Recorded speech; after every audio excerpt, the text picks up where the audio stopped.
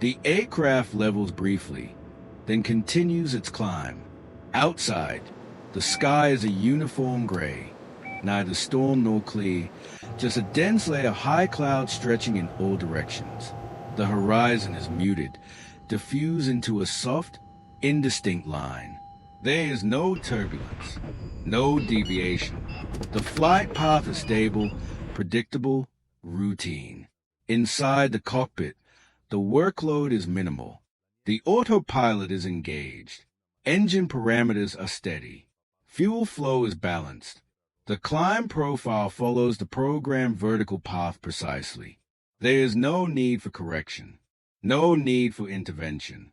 The crew monitors. A quiet rhythm settles in. The soft hum of condition A, the low-frequency vibration of the engines, the intermittent clicks of switches being verified rather than used. Instrument scans move in practice patterns. Altitude, airspeed, engine indications, navigation display, then back again. Nothing stands out. For several minutes, the flight progresses exactly as expected. Then something shifts, almost imperceptibly.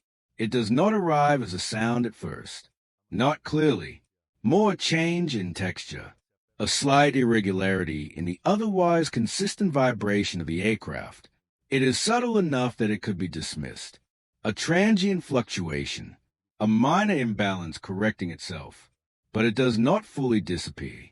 One of the engine indications flickers, just briefly. A marginal deviation in exhaust gas temperature, within limits, still acceptable, but no longer perfectly aligned with its counterpart. The crew notices, not alarmed, not yet, a small adjustment in attention, a longer look at the engine display, cross-checking parameters. Fuel flow remains stable. N1 and N2 speeds are within tolerance. Oil pressure normal. No immediate indication of failure. The anomaly is logged mentally.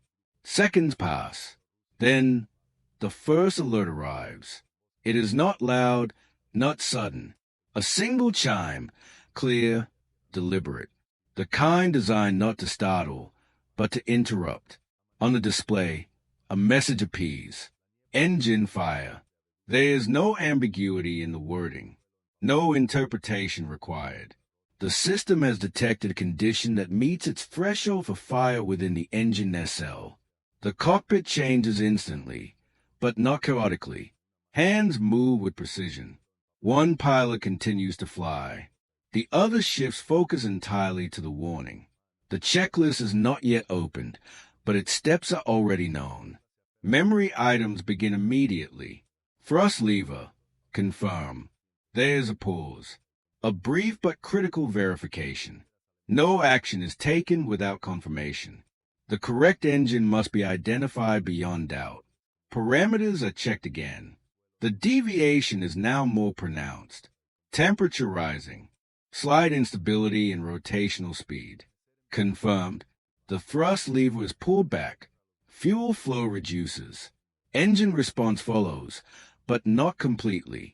The temperature does not fall as quickly as expected. The warning remains. The fire indication is still active. The next step comes without delay. Engine master. Off. Fuel is cut. Ignition disabled.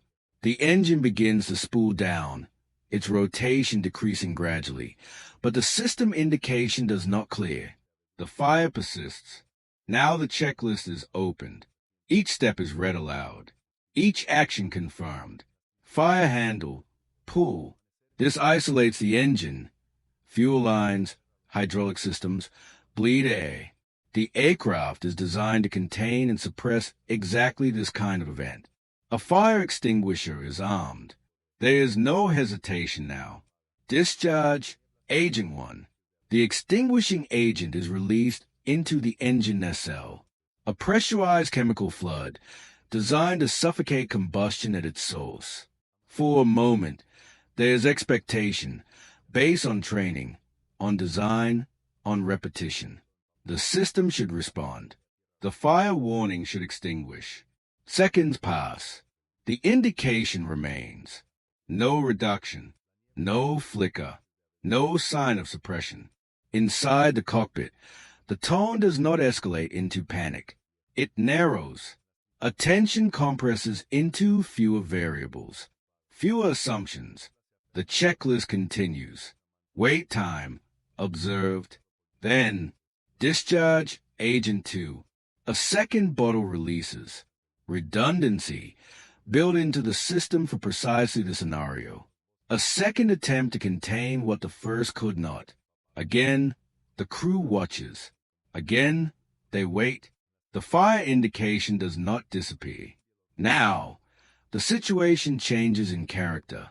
This is no longer a contained engine shutdown. No longer a standard procedure executing as designed. The fire has either not been extinguished, or it exists beyond the reach of the suppression system. The aircraft continues climbing, but the rate is no longer optimal. With one engine shut down, performance margins narrow. The autopilot compensates, but the climb becomes shallower, less efficient. A decision point approaches. The crew must determine whether to continue climbing, level off, or begin an immediate descent, whether to return to the departure airport or divert elsewhere. But beneath that decision is a more urgent uncertainty. What exactly is still burning? There are no external visuals, no direct confirmation, only the persistence of a warning that should, by design, have already cleared. The systems provide data, but not certainty. The aircraft passes through cloud, the outside world completely obscured. There is no visual reference, no horizon, no ground, no sky beyond the gray. Inside, the situation is becoming more complex. Hydraulic systems are cross-checked, electrical loads reviewed, bleed air configurations reconsidered. The fire, if uncontained, has a potential to affect systems routed through or near the engine. There is still no secondary failure. Not yet. Air traffic control is notified. The transmission is calm, controlled, precise. An engine fire. Request for immediate vectors. Priority handling. The response is immediate. The aircraft is cleared to deviate. Altitude restrictions are removed. The sky, for now, is open. But time is no longer neutral. It is now a factor. The aircraft begins to level off. The climb is arrested. The crew stabilizes a flight path while continuing to work through the checklist, searching for confirmation, any indication that the fire has been contained. It has not. The warning remains steady, unchanged. In the absence of new information, the crew must assume the worst, that the fire continues to burn, unseen, within or beyond the engine structure, and that assumption carries implications. Because an engine fire, if not contained, is not a static failure. It progresses, slowly, at first, then unpredictably. The aircraft turns, a wide, deliberate arc through cloud, guided only by instruments and vectors from the ground. The intended path is no longer forward, but back, toward a runway now many miles behind. The cabin remains unaware of specifics. There is no announcement yet, no visible sign of urgency from within.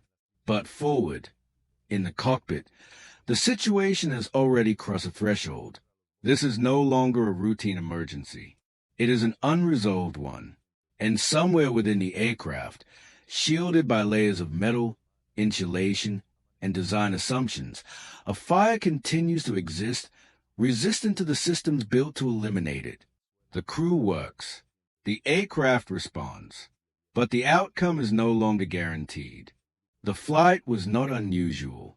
It was one of thousands conducted daily across structured airspace, planned, calculated, and executed within a system designed for predictability. The route had been flown repeatedly. The aircraft assigned to it was certified, maintained, and dispatched under established regulatory oversight. Nothing in its profile suggested elevated risk. From a distance, it was routine aviation. The departure airport set within a region accustomed to high traffic density. Departures were sequenced precisely, each aircraft released into controlled airspace along predefined corridors. Terrain, if present, had already been accounted for in procedure design. Navigation fixes, climb gradients, and contingency paths were all embedded into the system long before the aircraft pushed back from the gate. Weather conditions, while overcast, were not prohibitive. A uniform cloud layer extended across the region, but visibility above and below remained within operational limits. There were no convective systems, no embedded thunderstorms, no significant icing forecasts within the initial climb band. Winds were stable. Forecast indicated a routine transition to cruise altitude. From a meteorological perspective, the flight began in stable conditions. The aircraft itself had a service history consistent with its age and usage. It had accumulated thousands of flight hours across multiple routes, each cycle logged and reviewed. Maintenance checks had been conducted at prescribed intervals. Daily inspections, transit checks, and more comprehensive scheduled maintenance performed according to regulatory requirements. There were no outstanding defects that would have prevented dispatch. However, like all complex machines, the aircraft carried a history of minor discrepancies, most resolved quickly, some recurring. None had been categorized as critical. None had suggested an emerging systemic issue, at least not in isolation. The engines, mounted beneath each wing, were high-bypass turbofan units, designed for efficiency, reliability, and redundancy. Each engine operated independently, capable of sustaining flight alone under most conditions. The design philosophy was clear. Failure of one engine should not compromise the safety of the aircraft. That assumption held true within defined limits. Engine fire scenarios were not unforeseen events. They were anticipated, studied, and engineered into training programs and system design. Fire detection loops were installed to monitor temperature anomalies within the nacelle. Fire suppression systems were built with redundancy, typically 2 extinguishing agents, each capable of addressing a contained fire. Procedures were standardized. Pilots were trained to respond immediately and methodically. Memory items existed for rapid action. Checklists guided the remaining steps. The expectation was not that fires would never occur, but that when they did, they could be contained. Contained and isolated. Airline operations reinforced this expectation. Crews underwent recurrent training, including simulator scenarios replicating engine fires at various phases of flight. These simulations emphasized recognition, confirmation, and execution. The sequence was deliberate. Identify the affected engine, shut it down, isolate it, and discharge extinguishing agents if required. The process was designed to be predictable. But real-world conditions do not always conform to controlled scenarios. On the day of the flight, nothing in the dispatch briefing indicated deviation from normal operations. Fuel calculations were standard. Alternate airports were listed as required, but not emphasized. There was no indication that diversion would become necessary. The route did not cross particularly hostile terrain. No special performance considerations were required beyond standard climb procedures. The crew received the same information they had seen many times before. And yet, within that normalcy, there existed layers not immediately visible. The regulatory environment under which the aircraft operated had evolved over decades, often in response to past incidents. Engine certification standards required manufacturers to demonstrate containment of internal failures. Fire suppression systems were tested under controlled conditions. Materials used in engine construction were selected for heat resistance, durability, and performance under stress. But certification has boundaries. Tests are conducted within defined parameters. Scenarios are modeled, but not infinite. There are combinations of failure, environment, and timing that fall outside standard assumptions, not because they are impossible, but because they are statistically rare. Rare does not mean non-existent. Across aviation history, engine-related incidents had occurred under varying circumstances. Some were contained successfully, resulting in uneventful landings. Others revealed limitations, cases where fires extended beyond expected zones, where damage propagated into adjacent systems, or where suppression systems proved insufficient under certain conditions. Each event contributed data. Each investigation refined understanding. But not all lessons are fully absorbed before the next anomaly emerges. The airline operating the flight maintained compliance with all applicable safety standards. Maintenance records were audited. Crews were certified. Procedures aligned with international best practices. From an organizational standpoint, there was no immediate indication of systemic failure. And yet, aviation safety does not rely on single layers. It depends on the interaction between systems, mechanical, human, procedural, and environmental. When those layers align correctly, risk is mitigated. When they do not, even briefly, the margin can narrow. The flight departed into that system, a system designed for resilience, but also one that assumed containment.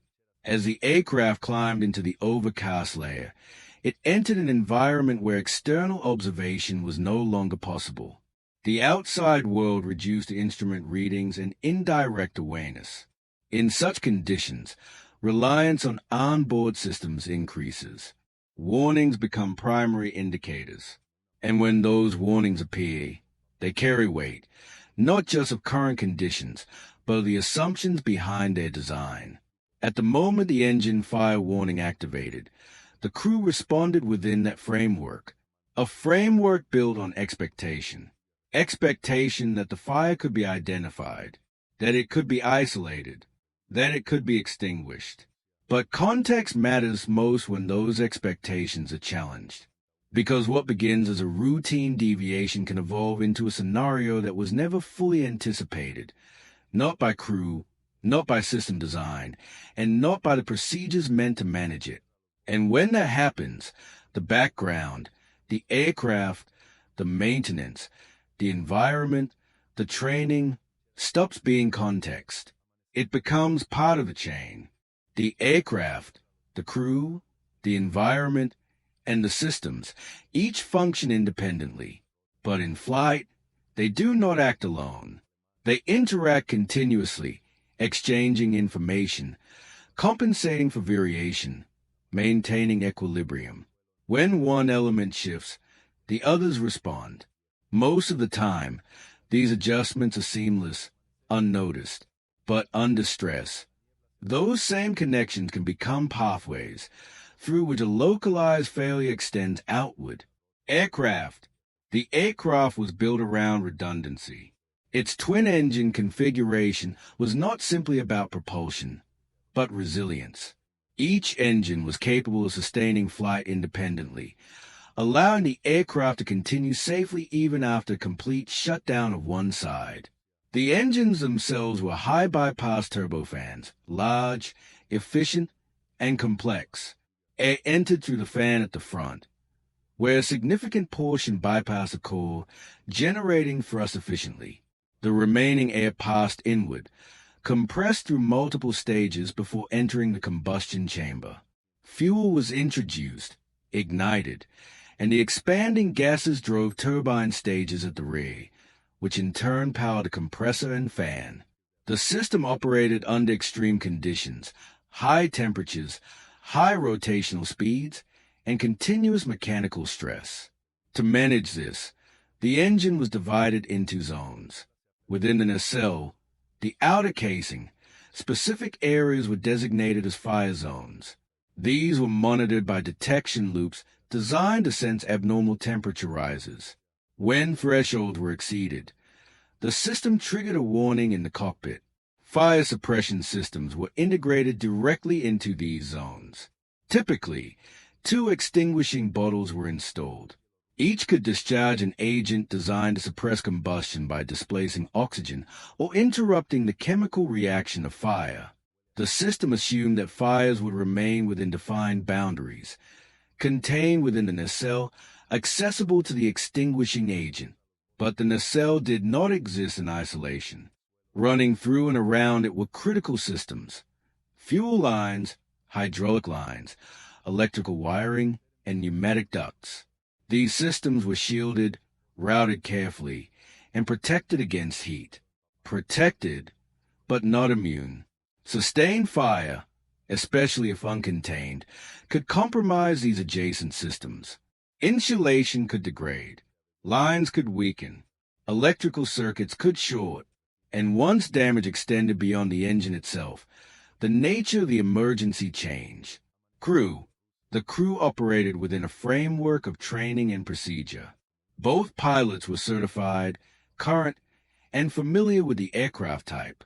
Their experience levels differed, as is common, but their roles were clearly defined. One would maintain control of the aircraft. The other would manage systems and checklists. This division of responsibility was central to modern cockpit design. Under normal conditions, it ensured efficiency.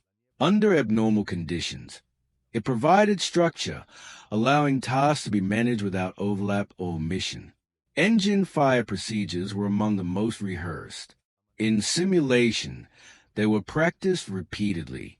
The sequence was consistent: identify the affected engine, confirm the indication, reduce thrust, shut down the engine, and, if necessary, discharge extinguishing agents.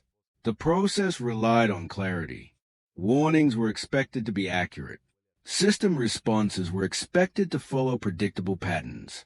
When the fire was extinguished, the indication would disappear.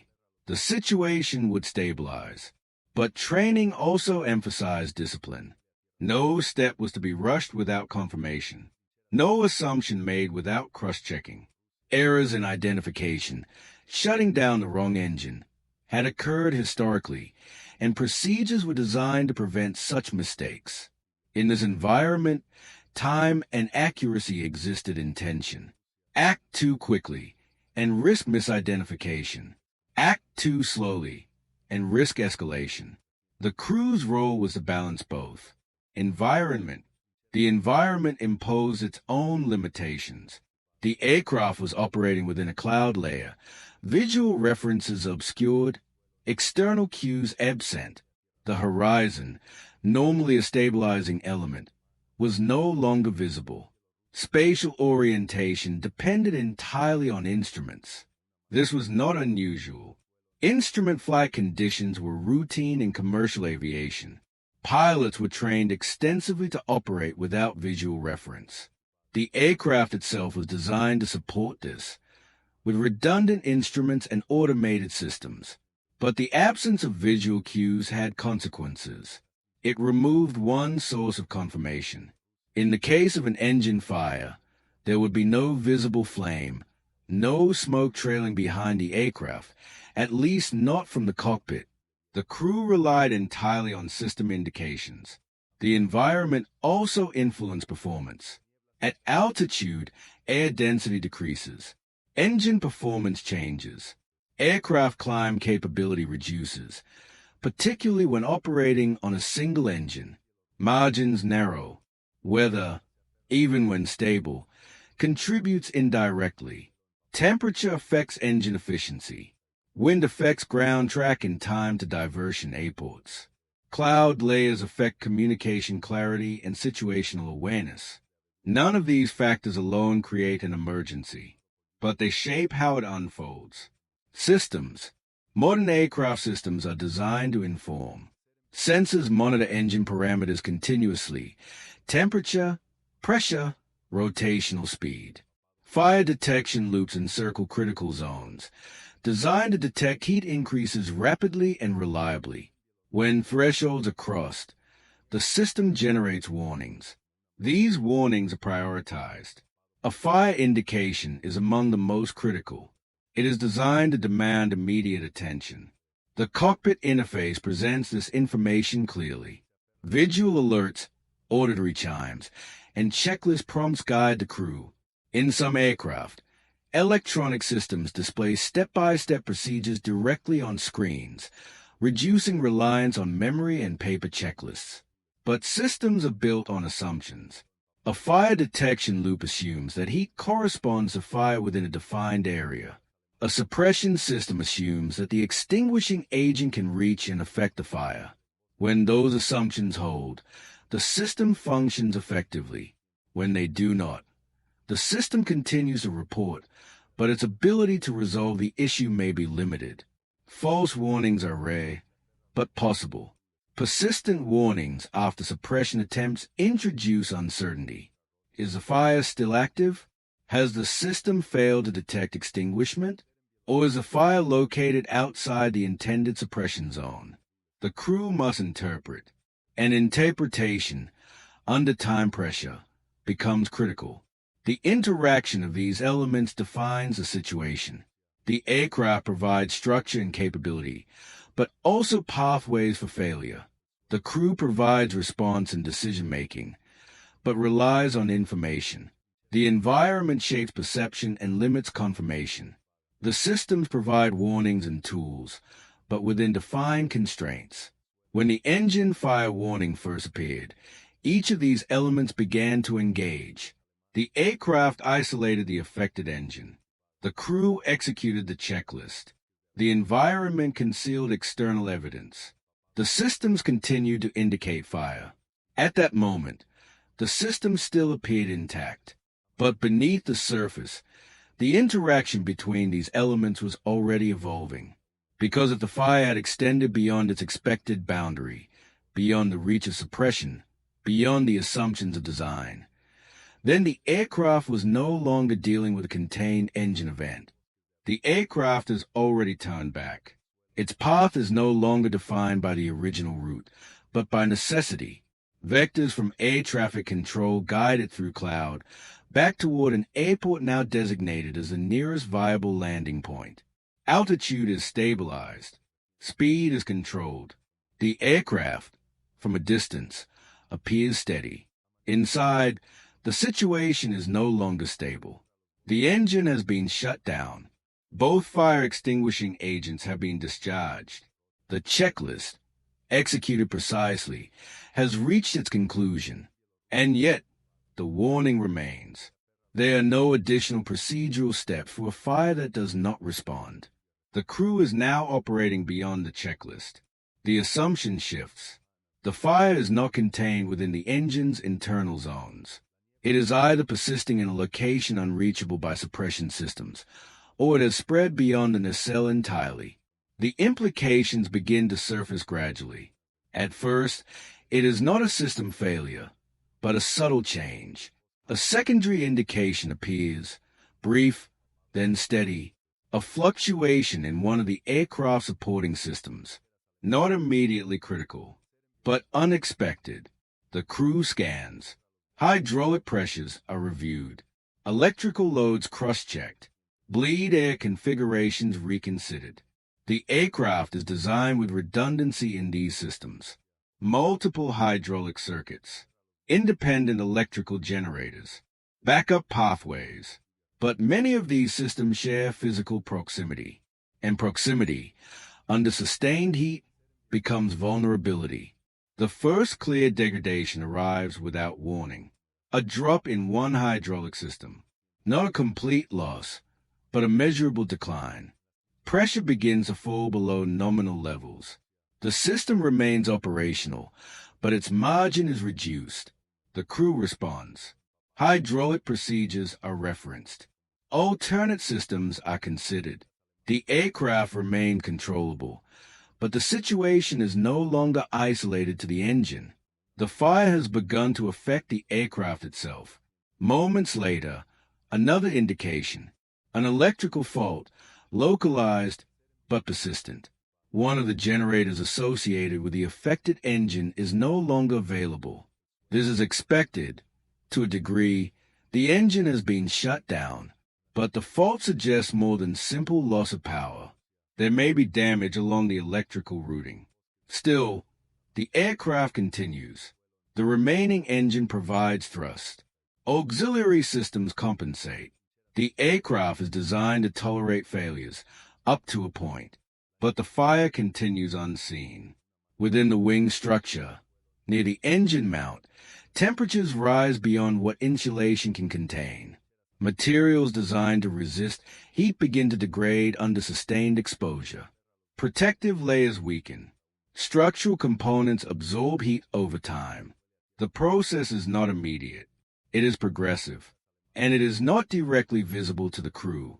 Inside the cockpit, the focus remains on what can be measured: altitude, airspeed, heading, system indications. The aircraft begins a controlled descent. Clearance has been received. The path to the diversion airport is established. Distance decreases steadily. The expectation, still present, is that the aircraft can reach the runway, but time is no longer neutral. The descent rate increases slightly, not as a response to urgency, but to performance. With one engine inoperative and system degradation emerging, the aircraft's optimal profile changes. The crew adapts. Checklist discipline remains. Communication continues. Every action is deliberate. Then, the situation shifts again. A second hydraulic system begins to show instability. Not a full failure, but erratic pressure. Fluctuations that were not present before. This changes the trajectory of the event. Hydraulic systems are not merely supportive. They are fundamental. They control flight surfaces, ailerons, elevators, rudder. They enable precise control of the aircraft's attitude and direction. Redundancy exists, but it is not infinite. If multiple systems degrade, control authority can be reduced. The crew recognizes the implication. Control inputs are tested, subtly at first. The aircraft responds, but there's a difference now. Slight delays, reduced responsiveness. Not yet critical, but noticeable. The fire, still unconfirmed visually, is now affecting systems that extend beyond the engine. The aircraft continues descending. Cloud layers thin gradually, but visibility remains limited. The ground is still not visible. Navigation remains instrument-based. Distance to the runway decreases, but so do margins. Another system alert appears, this time more direct. A caution related to flight control functionality. The crew processes it quickly. The aircraft is still flyable, but the margin for error has narrowed further. At this stage, the event has transitioned fully. This is no longer an engine fire emergency. It is a developing systems failure, driven by sustained, uncontained heat. The crew continues toward the runway. There are no abrupt movements, no visible loss of control. The aircraft remains stable, but increasingly dependent on diminishing system integrity. Then, the final shift. A structural element, weakened by prolonged exposure, reaches its limit. The exact moment is not marked by a visible cue in the cockpit. There is no warning specific to structural degradation at that level. What follows is indirect. A sudden change in handling. Not dramatic, but unmistakable. Control inputs produce less response than expected. The aircraft begins to deviate slightly from its intended path. The crew corrects. The correction is slower than before. A second deviation follows, slightly more pronounced. Now, the situation compresses. What had been gradual becomes immediate. Control authority reduces further. The aircraft is still airborne, still moving toward the runway, but its responsiveness is no longer predictable. The crew continues to apply inputs, measured, controlled, attempting to maintain stability. But the systems that translate those inputs into movement are no longer fully intact. Altitude continues to decrease. The ground, still obscured moments earlier, begins to emerge through thinning cloud. The aircraft is lower now, closer, but no longer fully controllable. The final sequence is not defined by a single failure, but by accumulation. Engine fire, uncontained heat, system degradation. Reduce control authority. Each step connected to the next. As the aircraft ascends through the final layer of cloud, its path diverges from the intended approach. The runway remains ahead, but no longer aligned. Corrections are attempted, but the response is insufficient. The aircraft continues descending, not in a controlled approach, but not in free fall. A compromised trajectory. Then, contact. Abrupt, final. The sequence ends not with a singular event, but with a culmination of a chain that began with a warning that did not extinguish. The site is secured within hours. Emergency response units establish a perimeter, not only to manage immediate hazards, but to preserve what remains of the aircraft as evidence. The debris field, though contained within a relatively defined area, reflects the nature of the impact: forward motion, reduced control, and structural compromise prior to ground contact. There is no singular point of destruction. Instead, fragments are distributed along a path that investigators will later map with precision. Each section, fuselage, wing components, engine structures, comes to rest in positions that begin to tell a story, not of the final moment alone, but of the sequence that led to it. The investigation begins immediately, led by the appropriate national authority. Specialists arrive in phases: structures, engines, systems, human factors. Each discipline approaches the wreckage with a different focus, but a shared objective: reconstruction. The aircraft's data recorders are located early. The flight data recorder, FDR, and cockpit voice recorder, CVR, protected within reinforced housings, are recovered and transported for analysis. These devices will provide the most direct insight into the aircraft's final minutes, not as interpretation, but as recorded fact. In parallel, the physical examination begins. The engine identified as the source of the fire receives immediate attention. Its external casing shows signs of heat exposure beyond normal operational limits. Discoloration, deformation, and localized damage indicate sustained thermal stress. But more importantly, the damage extends beyond expected boundaries. Sections of the nacelle exhibit evidence of fire that was not contained within designated zones. Insulation materials are compromised. Adjacent structures, particularly within the wing root area, show signs of heat transfer over time. This is not indicative of a brief fire. It suggests duration. Investigators focus on the fire suppression system. Both extinguishing bottles are accounted for. Discharge indicators confirm activation. The system functioned as commanded. There is no immediate evidence of mechanical failure within the suppression mechanism itself. The implication is critical. The system operated correctly, but the fire persisted. Attention shifts to the possible origin. Within the engine core, components are examined for signs of initial failure. Turbine blades, combustion chamber sections, and fuel delivery components are analyzed. In many such cases, an uncontained failure, such as a fractured turbine component, can breach internal casings, allowing high-energy fragments or extreme heat to escape into surrounding areas. Evidence begins to align. Fragments within the engine show signs consistent with internal failure. Damage patterns suggest that the initial event may have originated within the engine core, where temperatures and mechanical forces are highest. From there, the failure appears to have propagated outward. The containment structures, designed to absorb and isolate such failures, may have been compromised, whether due to the nature of the failure, the energy involved, or a combination of factors. The result was the same. The fire extended beyond its intended boundary. The FDR data provides timeline clarity.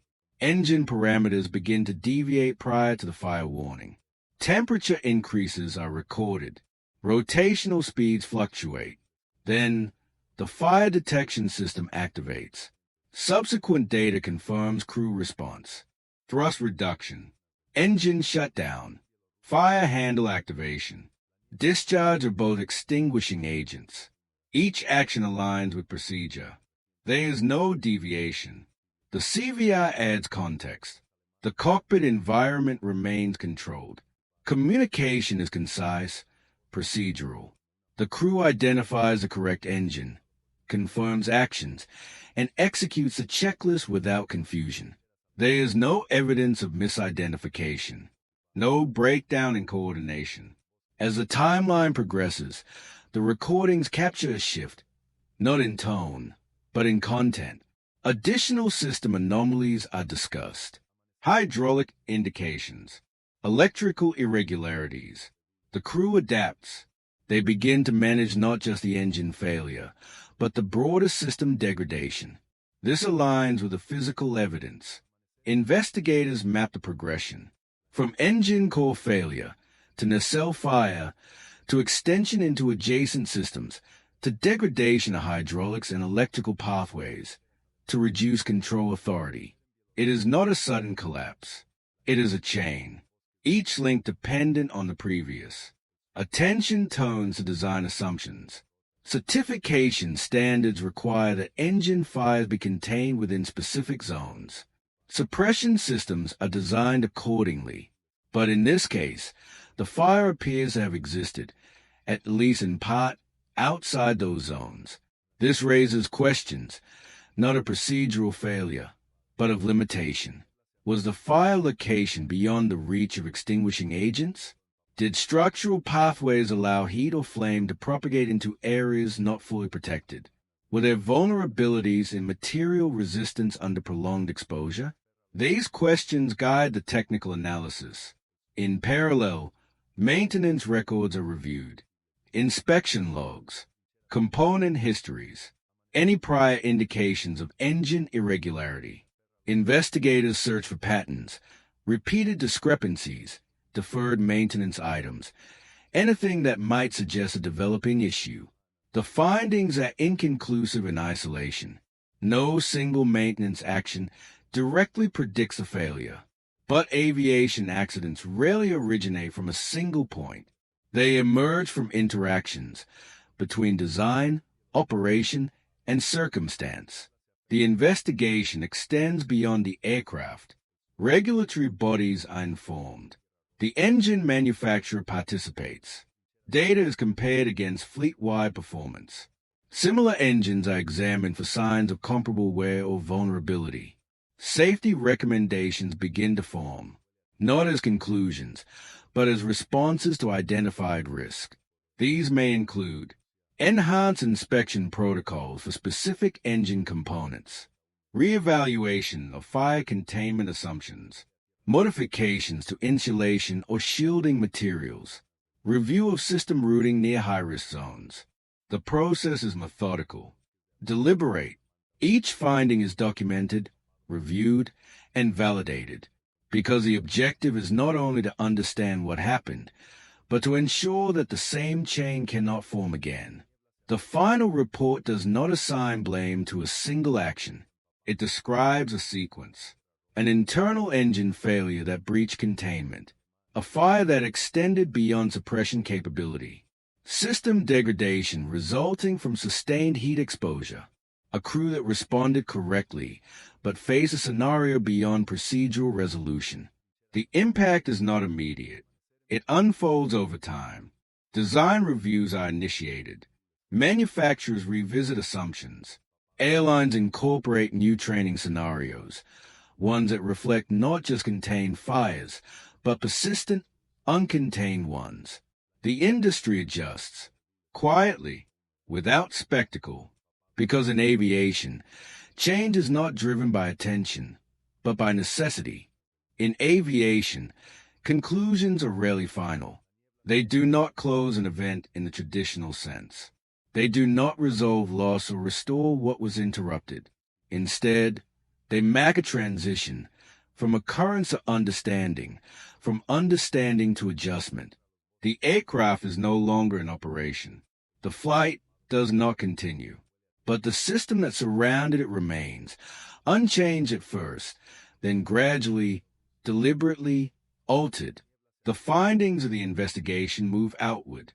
from report to manufacturer, from manufacturer to operator, from operator to regulator. Each layer interprets the same sequence, but through a different lens. For the manufacturer, the focus centers on design boundaries. The assumption that engine fires remain contained within defined zones is revisited, not as a failure of intent, but as a limitation revealed under specific conditions. The interaction between engine core failure and nacelle containment becomes a point of renewed scrutiny. Materials are examined. Thermal resistance thresholds are reevaluated.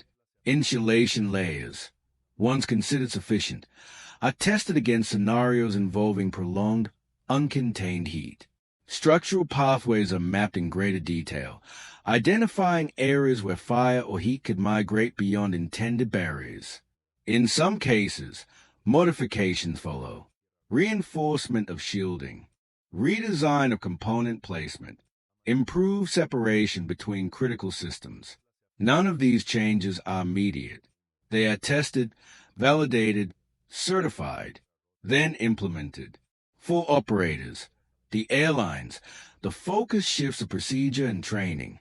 Engine fire checklists, long established and widely practiced, are reviewed in light of a scenario where standard actions do not resolve the condition.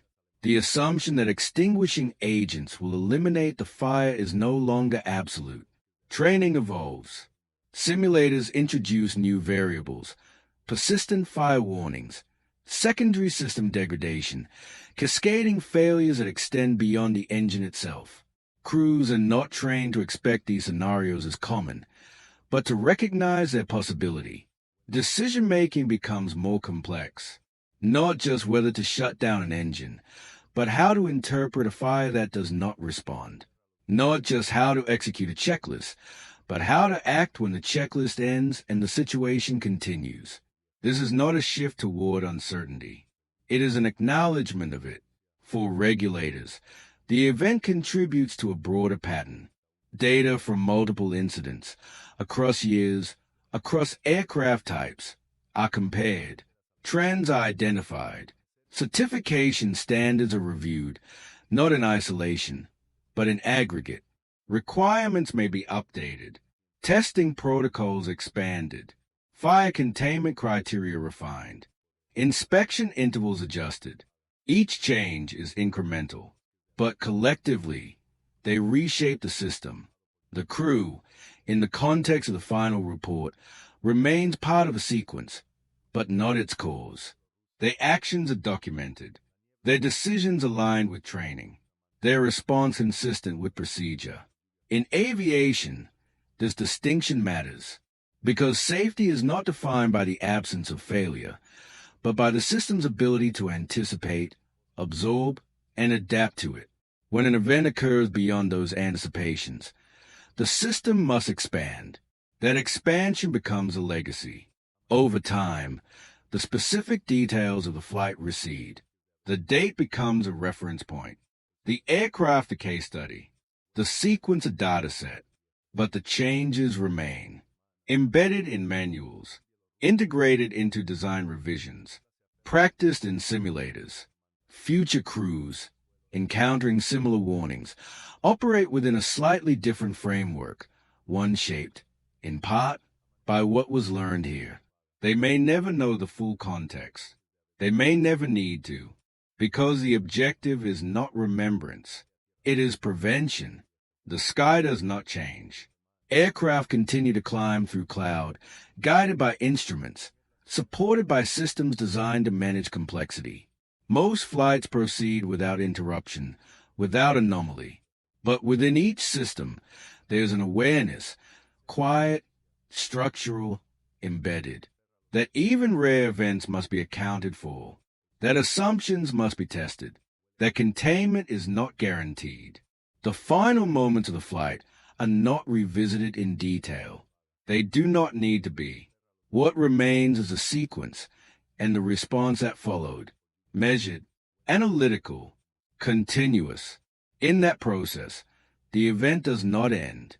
It becomes part of a larger structure, one that evolves slowly, deliberately, without attention, and with a single purpose: to ensure that when the next anomaly appears, subtle at first, then unmistakable, the system surrounding it is better prepared than before.